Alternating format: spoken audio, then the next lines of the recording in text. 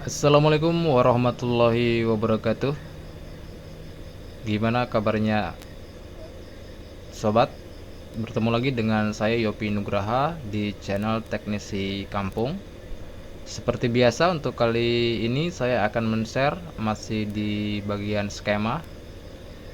Saya pertegas, saya ulangi, tujuannya untuk membantu rekan-rekan teknisi yang masih terkendala di skema, yang belum mempunyai alat seperti komputer atau masih belum punya rezeki ya untuk membelinya. Nanti suatu saat jika teman-teman sudah sukses, sudah memiliki uang lebih, silahkan untuk aktifasi ya ke Borneo. Jadi di sini saya menggunakan skema hardware solution untuk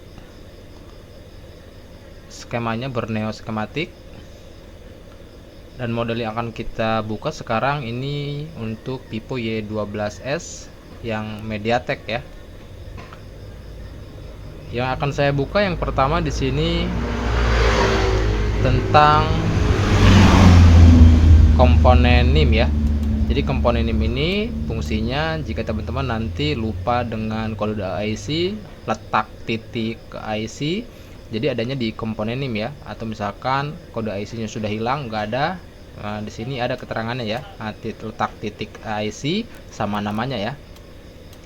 Di sini untuk IC audio dia menggunakan seri 87339, titiknya di sini teman-teman bisa lihat. Untuk IC charger dia Becky 25601D. Nah, jadi titiknya di sini ya. Jadi nanti jika mengerjakan charger, letak titik IC ada di sebelah sini. Untuk internal dia menggunakan Skynic ya, H9 HP. Kalau untuk internal sendiri sebenarnya banyak supportnya ya, itu biasanya di UPI nanti adanya.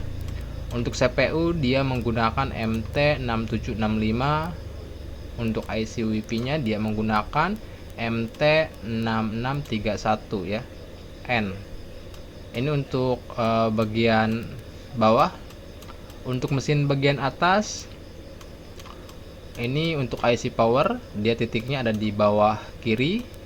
Untuk IC nya dia menggunakan 6357 CRP ya, 2048 untuk kode ujungnya.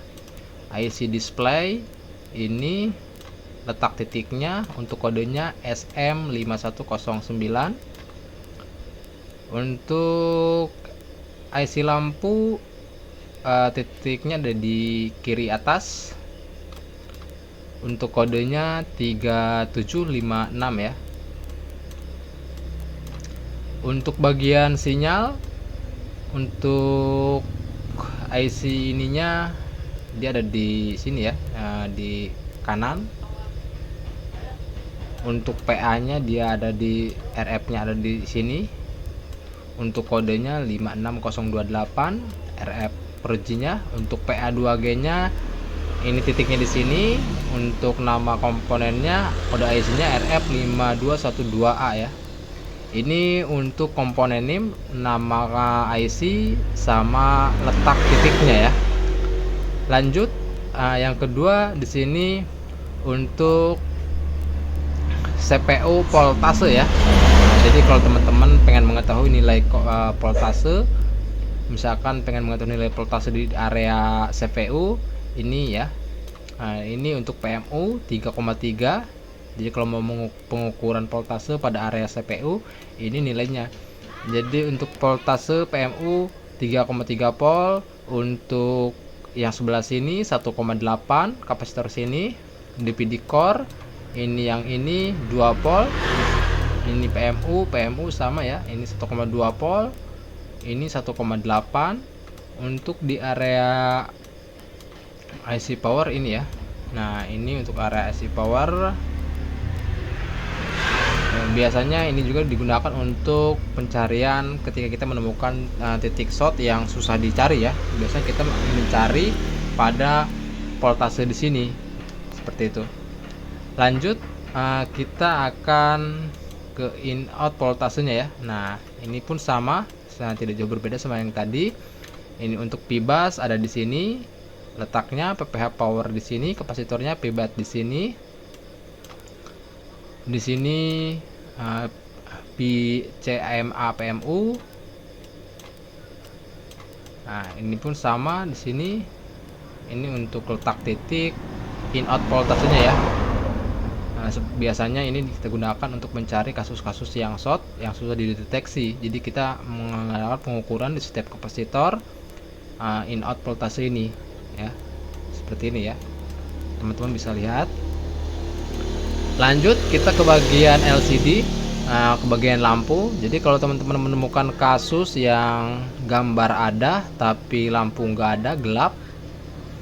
Nah, ini kasusnya di LCD lampu ya, lampu LCD. Nah, dan jalurnya ini ya. Nah, ini. Jadi untuk LED A dia ada di bagian pin kedua dari bawah. Nah, ini yang atas itu LED K. Nah, untuk yang ini itu jalur CABC ya. Jadi ketiga jalur ini silahkan pastikan aman, tidak ada yang putus atau yang short ya. Untuk jalur ke atasnya ini dia ke sini ya. Ini untuk IC lampunya. Nah, jelas ya. Nah, jelas ya. Untuk PPH power ini dari IC charger. Nah, sini ya. Lanjut. Nah, ini untuk kasus yang no display ya. Jadi tidak ada gambar gelap gulita sama sekali. Nah, jadi kalau teman-teman menemukan kasus yang gelap gulita, tidak ada gambar, tidak ada lampu. Nah, ini ya, biasanya ada yang dua-duanya nggak ada, lampu sama display nggak ada, atau lampu ada tapi display nggak ada. Nah, ini untuk jalurnya ya. Nah, ini untuk jalur yang di LCD. Ini yang bawah ini dia masuk ke CPU, yang atas ini masuk ke IC display ya. Nah, yang PCN ini. Untuk yang ke IC display ini jalurnya ya.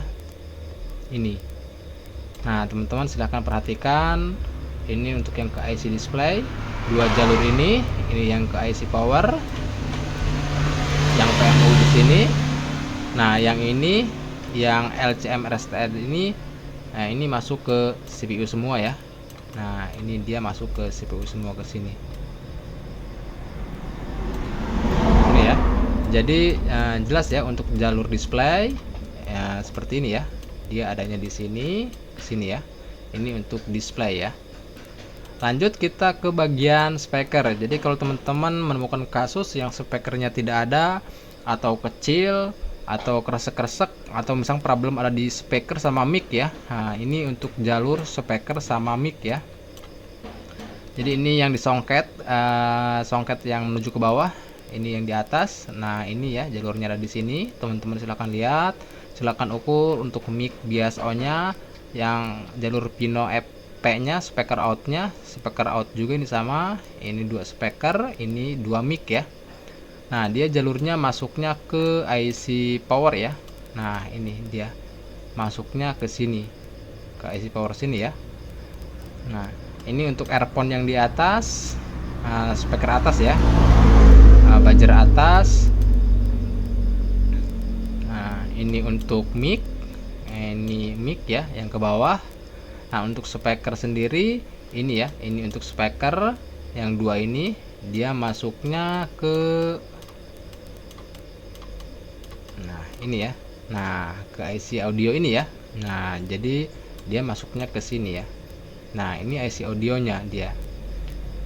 Jadi IC audionya di sini. Jadi pastikan nanti ketika di sini ada hambatan, maka di songket tadi pun sama ada hambatannya. Kalau di sini tidak ada hambatan, berarti kerusakannya ada di IC audio ya di sini. Ini untuk problem di mic sama speaker ya. Kita lanjut ke bagian WiFi ya. Nah, ini ketika teman-teman mengalami problem di IC WiFi ya. Jadi handphone tidak bisa menangkap sinyal WiFi, lemah, atau misalkan tidak bisa login. Nah, jadi di sini ya, ini jalurnya. Silakan teman-teman perhatikan. Nah, ini untuk jalur WiFi ya. Jadi ini tegangan 1,8, ini 1,8, ini 2,8. Nah, ini 3,3 ya. Biasanya kerusakan ini di jalur yang 3,3 volt ya, sama 1,8 yang seringnya. Jadi jalur ini sama jalur ini rata-rata kalau kerusakan WiFi. Jadi pastikan tegangan yang 3,3 voltnya ini ada ya, sama yang 1,8. Nah, ini untuk jalur antenanya dia ke sini. Nah, untuk tegangan PCN 33 volt ini sama 2,8, nah, dia masuknya dari IC power ya, dari sini. Ini untuk kasus WiFi sama Bluetooth ya, atau GPS ya. Nah, lanjut kita ke bagian papan bawah ya. Jadi kalau teman-teman memiliki kasus pengecasan, selain tadi yang di atas, ini pun di sini ada ya untuk papan bawahnya. Jadi jalur P-busnya ini untuk jalur USB-nya yang dua ini. Kalau ada handphone yang tidak connect dengan komputer, silahkan cek pada bagian ini USB ini.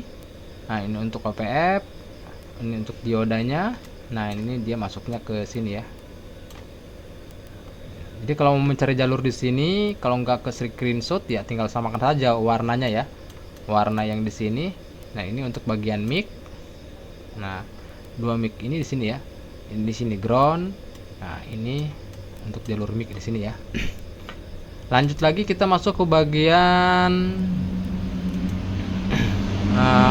on off ya. Nah, ini kalau teman-teman memiliki kasus on off tidak bisa ya, ini untuk pinnya, dia masuknya jalurnya di sini ya.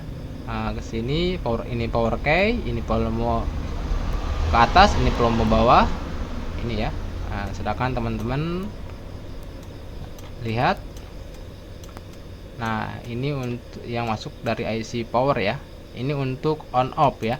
Nah, selanjutnya ini untuk jaringan atau sinyal. Jadi kalau teman-teman punya kasus Vivo Y12s yang MediaTek, ada kasus sinyal, maka ini skemanya ya. Nah, ini jadi pastikan di sini P-bus di sini ada 3,3 voltnya. Ini untuk yang 1,8-nya. Nah, ini jalurnya, ini untuk jalur PA yang 2G, ini untuk jalur RF yang 4G. Ini pun sama, perhatikan P-bus di sini sama di sini dia harus nyambung. Kalau di sini keluar tegangan, maka di sini pun harus keluar tegangan. Kalau tidak keluar, silakan teman-teman jumper dari sini menuju ke sini ya, karena ini masih satu jalur. Kalau misalkan ada kasus putus jalur ya. Nah, ini secara keseluruhannya. Ini untuk jalurnya, silakan saya perbesar ya, silakan.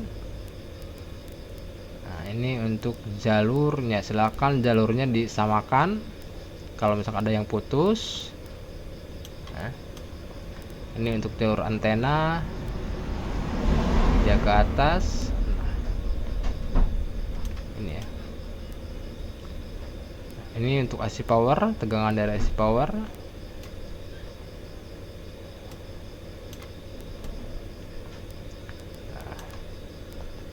Cukup jelas ya. Jadi mudah-mudahan konten seperti ini bisa berguna untuk teman-teman yang masih belum memiliki skema, atau bahkan teman-teman yang sudah memiliki skema cuma terkadang misalkan lagi gangguan. Kalau buka skema, buka lagi gangguan ya. Kalau YouTube kan nggak ada gangguan ya, insya Allah selama paket datanya ada ya. Nah, jadi saya sarankan untuk teman-teman yang belum memiliki skema Borneo, silakan ikuti channel Teknisi Kampung ini, karena kedepannya insya Allah kita akan sering upload untuk bagian skema ya. Nah, tujuannya saya bilang tadi untuk membantu teman-teman yang belum memiliki skema ya, dikarenakan mungkin karena faktor keuangan atau mungkin karena faktor komputer ya yang belum memiliki. Yang jelas kita saling mendoakan, mudah-mudahan teman-teman sukses di luar sana, dipermudah pekerjaannya, dan suatu saat kelak kalau sudah ada rezeki bisa aktifasi skema Borneo ini langsung ke tim Borneo ya. Mungkin itu saja yang bisa saya bagikan, kurang dan lebihnya mohon maaf. Jika teman-teman ada yang mau request tentang skema, silahkan di komen ya, Jangan lupa ikuti channel ini supaya nanti ketika membutuhkan skema teman-teman mudah mencarinya. Sekian dan terima kasih. Wassalamualaikum warahmatullahi wabarakatuh.